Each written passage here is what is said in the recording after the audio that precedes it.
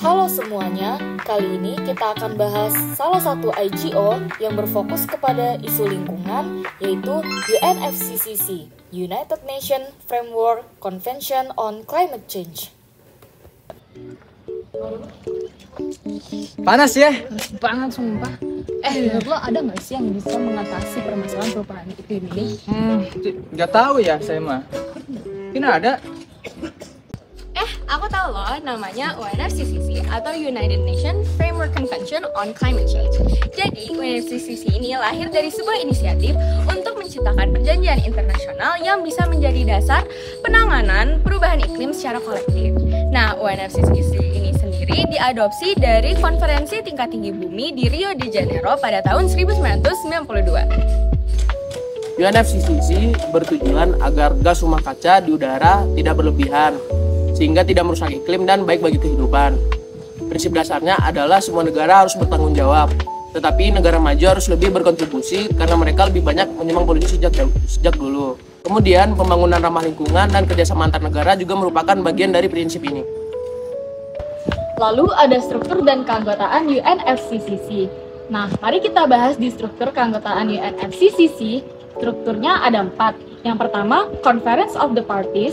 Yang kedua, Subsidiary Body for Implementation. Yang ketiga, Subsidiary Body for Scientific and Technological Advice. Dan yang terakhir adalah Sekretariat UNFCCC.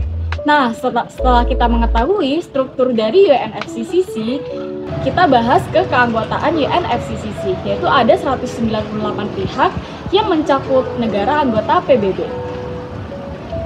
Protokol Kyoto diterbitkan pada tahun 1997, di mana protokol ini merupakan perjanjian internasional yang mengharuskan negara-negara maju untuk mengurangi emisi gas rumah kaca. Ada juga menetapkan target pengurangan emisi untuk negara-negara industri dengan tujuan mengatasi perubahan iklim secara global. Nah, selain protokol Kyoto, ada juga yang namanya Conference of Paris. Conference of Paris merupakan konferensi yang diadakan oleh UNFCCC atau United Nations Framework Convention on Climate Change. Di konferensi ini yang diadakan di Paris pada tanggal 30 November hingga 12 Desember 2015 menjadi suatu momen bersejarah yang penting karena di konferensi ini dibuatlah suatu perjanjian atau kesepakatan internasional yang menghandle isu climate change secara kolektif dan berkelanjutan yang dinamakan Paris Agreement. Nah, mau tahu lebih lanjut tentang Paris Agreement kan? Coba kita tanya Yolan sekarang. Coba jelaskan dong.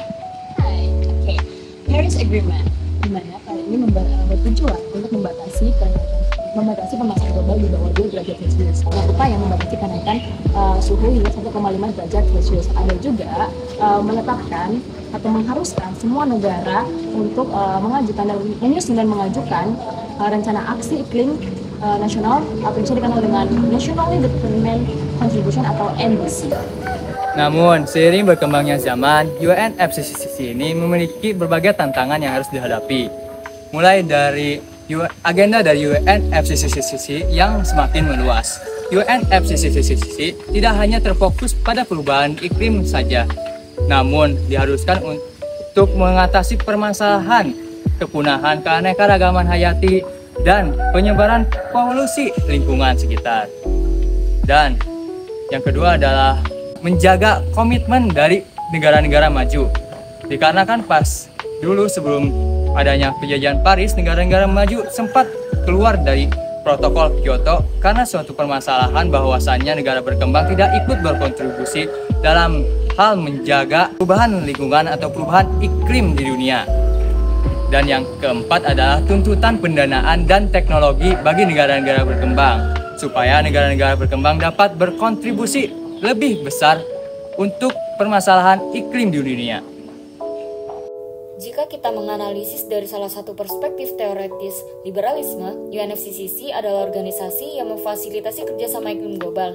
Sesuai pandangan Robert, organisasi seperti ini membantu negara-negara membangun kepercayaan, mengurangi ketidakpastian, dan mencapai kepentingan bersama melalui aturan dan mekanisme transparan seperti NDCs dalam perjanjian Paris. Baik, sekian dari penjelasan kami. Semoga bermanfaat. Terima kasih.